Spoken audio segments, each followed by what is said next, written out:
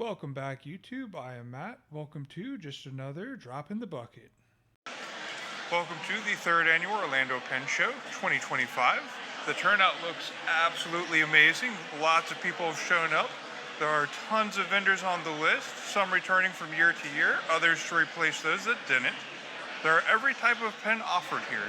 Anything from artisan turned acrylic, box pens, and even vintage pens. So there's something for everyone. There's even a couple nib meisters if you have a pen that you like, but maybe the nib isn't quite working out for you. Some of my goals for this show: get an artist turned acrylic pen. I'm gonna try to find a new notebook system and some different paper if I can find some along the way. Also, club members have gathered here in style. The Gilded Bucket waits for more members if you want to become one. And a possible question for any who want to respond, including those at this show that we'll try to get some responses from. Why are we all buying fountain pens in the year 2025? 2, 3. Welcome back, YouTube. This is Matt, and I am doing my review of the Orlando Pen Show. And of course, it was hosted by the Orlando Pen Club. Also, FY for your entertainment, FYE Tony. Yep, that's the name we're looking for. She's an amazing hostess. Her and her club do a beautiful job hosting one of the best shows that we have here in Florida for fountain pens. The show was massively successful and certainly could be the biggest it has been since starting 4 years ago. Now, when we first came, I think we showed up maybe the second year, so I don't know exactly how big the first one was, but I could tell you the first time we showed up, it was surprisingly large. The second time, it looked like it had taken a very small step down, and we're like, oh no, I hope it gets better. We showed up again. Wow, guys. Absolutely, uncomparably overwhelming compared to, we don't have very much of a thing to compare to yet. We haven't been to any other shows except for the Miami show, and there is no comparison there. Miami is definitely cooling down, and Orlando has really heated up pen show wise. Many of the usuals were there. I'll mention a few now. So we had Pen Realm, Lighthouse Paper Co., TriStar Studio, Trufe. Some more to mention: the Fountain Pen Recycler, great place to get some vintage fountain pens. Hanabi Glass was there. They have some really expensive but very high-end glass pens for dipping and trying out ink. Dave Dollar is another custom pen maker. He makes custom acrylic pens. He won the bid / best pen made this year for the show. We have that later on in this movie. We have Happy Hour was there again. They're a great pen / ink person. They always have a vast variety of good box pens. The Federalist showed up. He always has a huge ink supply. I always try to go there to see if they have some of the newest inks out. A little bit disappointed this year, but this wasn't a very big ink release date. Next, we have the Pen Man. I don't think I quite show him, but he's around in there. Narwhal was there. I love Narwhal. They're very responsive, very helpful. Divine Pens was there. They were not there at last year's previous show. They were there this year, but I'm pretty sure I missed out on the pen I wanted, so have to buy it online. Shucks. Sam Flax, one of our local Orlando pen retailers. They have art supplies, they have fountain pens, they have stationery, they have a number of other things revolving around fountain pens like dipping pens and cypress pens and different types of paper. They have stationery. They have a number of things there. Let's see. Custom. We'll go over my purchases later. So I'm going to jump straight into the video here. So at the beginning of the movie, we start off in the foyer or the front area, and this is where they show you the several custom pen makers: River City, Dave Dollar, Divine's in it, There's a couple, everyone that makes custom pens, they're up in a silent auction, and the person that gets the highest bidded silent auction gets the best pen made, and they got a specially made themed belt just for them. Kind of like what you remember WWE, WWF times where they have a massive belt for the champion. That is what they got, and we show that near the end of this video. Um, There's a slew of people, even in the foyer and front area. The Orlando show is just massive. From the second you walk in, there are hundreds of people everywhere. Everywhere you turn, there's just people, people, people. Vendors with great pens, pens you haven't seen before, pens you have seen before, stationery. It's all right there waiting for you for the second that you walk through the very front entrance. And I certainly took advantage of every step while I was there. Getting into the actual area, the main area, we start off with Andoryllium. I wind up getting their ink last because there's several things I want to really focus on, and I know they're not really going to sell out. Andoryllium is the main custom ink. People that have our custom ink for Central Florida and the Miami show. Unfortunately, I didn't see the Orlando color this year, even though I wanted it, but we did get a host of other inks from them. Continuing on, getting in, we have the Pen Realm on our left, along with Florida Fountain Pen Club, and Amoya is in there, one of my main purchase people, another Florida retailer, brick and mortar store, great place to go. Lots of ways to decorate your house, getting into craft goods and handcrafted goods. They have everything. Then we have Divine Pens. They showed up this year. As I said, they were not there the previous year. They have moved out of state, but they did show back up to the Orlando show, so I was happy about that. I went Saturday instead of Friday after the initial social, which I did attend on Thursday. I had to be brief with that. Work week, work. Also, going further back, just past Divine, we come to Sam Flax. Like I said, Sam Flax is there. They're one of our local retailers. I went over many of the things that they have. They have regular pens, they have art supplies, they have fountain pens, they have dipping pens, different papers, stationery, etc. Going a little bit further in, now we are talking about the middle row, not the back wall anymore. Myers Pens. They are a custom pen company, family owned. They have a tremendous story.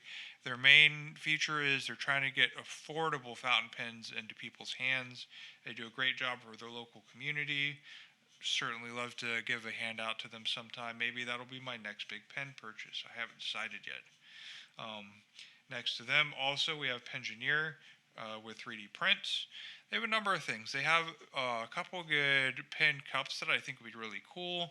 Kind of like the revolver chamber look. Kind of like a spinning cylinder thing. They have some others that are just like a nib, kind of like slinky look to it. Pretty cool. Somewhere right around them, I didn't get to see, there was a Mont Blanc seller that had a $650 Mont Blanc.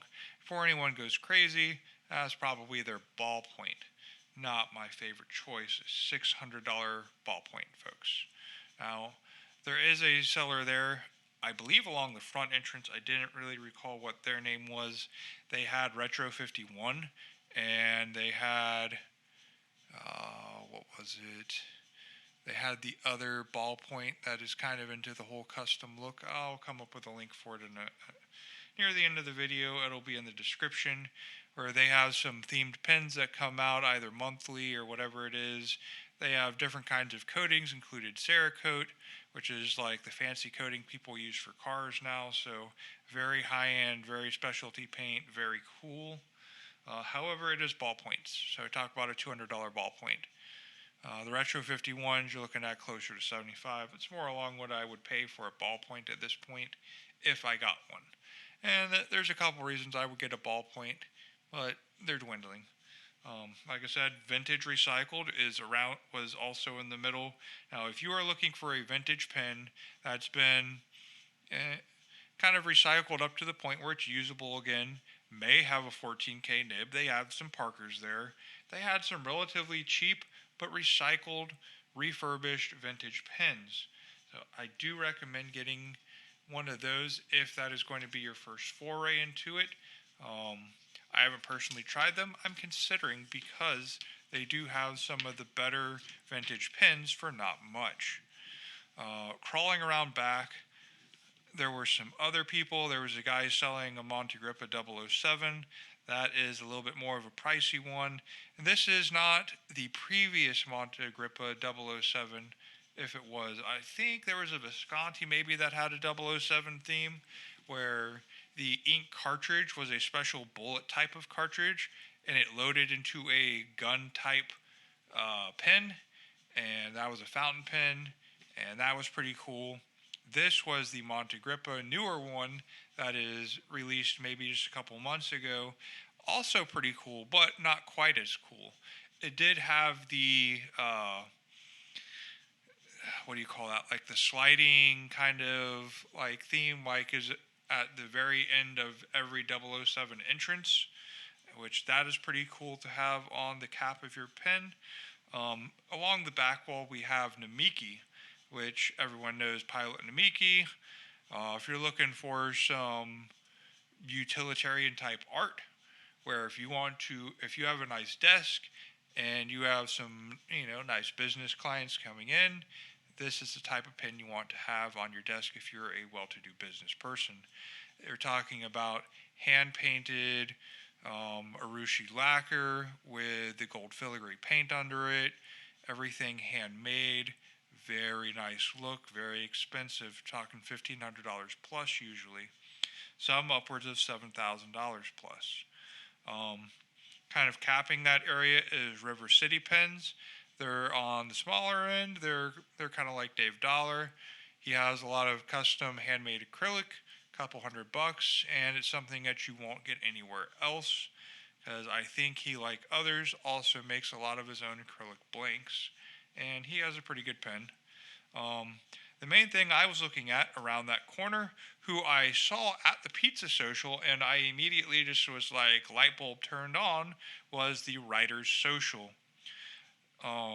So the Writers Social is, I believe they're nationwide. They accept people nationwide.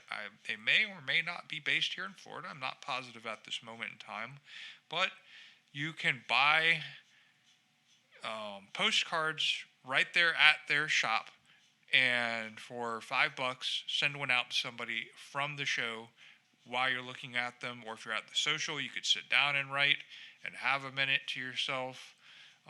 They'll happily send it out for you. And likewise, I believe between the time that I was at the pizza social on Thursday and Saturday, the friend that I sent it to, the other member of our club, received it, so she did a good job sending out. They definitely got it, and they got it in good time. I was very happy with that. I believe it's $15 a month. They have monthly, quarterly, semi-annual, and annual subscription rates. Good way to get involved with pen writing community, handwriting out notes to people, and having something to do with your pens, fountain pens, whatever. If you want to talk to other people, definitely I think the way to go. Last but not least, what we started with, Anderillium Ink.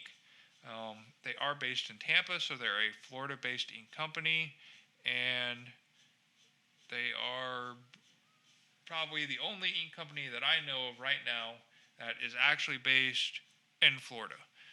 A lot of them are in Korea or in the UK. There's one that is in, Australia. There's ink companies all over. There's German ink companies, which is one of my favorites from my purchase. All across the board, but we do have one ink company here in Florida. They have the Orlando color, they had the Miami color, and it's Anderillium, and we got a large swath from them so that we would have a better representative of all their colors, and certainly enjoy their collection. One of my big takeaways from this whole thing, I'm going to go back here, just a quick note before I do a recap on my purchase, because that is the next part of this video coming up, is Mondu pens with the Yovo nib company. Now, as far as I know, from what I understand from the gentleman that sold me the pen, he is the reseller of Yovo nibs in the US. Now, that is a big statement because, if you're not, one of two or three, box branded companies, then you're going to have to go through him. And that is a bold move on his part. And I'm sure he gets a sizable paycheck out of that at the end of the day. His sub company is Mondu Pen. He has custom turned acrylic pens, and they write so smooth, and they flow so well. I'll have a sample of what I have and how it came out.